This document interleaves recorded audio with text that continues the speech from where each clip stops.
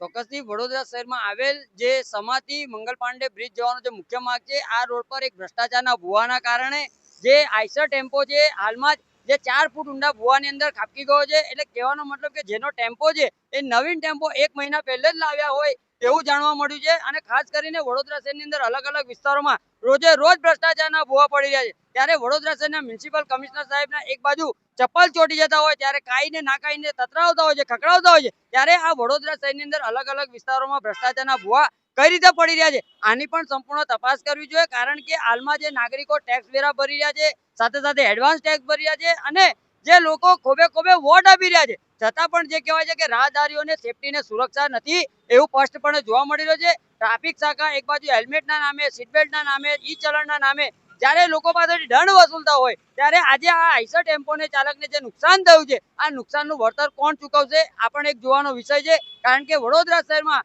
અવારનવાર અલગ અલગ વિસ્તારોમાં જ્યારે ભૂવા પડતા હોય, આ વડોદરા શહેર માટે ખૂબ જ શરમજનક બાબત છે.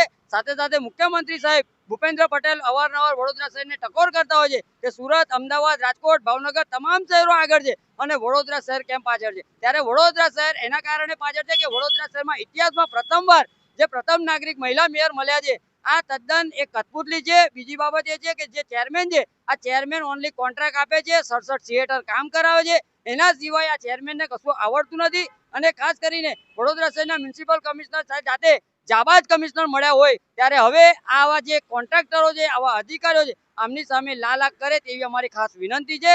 અને આવનારા દિવસોમાં વડોદરા શહેર ગુજરાતમાં સૌ પ્રથમ ક્રમાંકે આવે એ રીતની કામગીરી કરવી જોઈએ તેવી અમારી ખાસ માંગણી છે.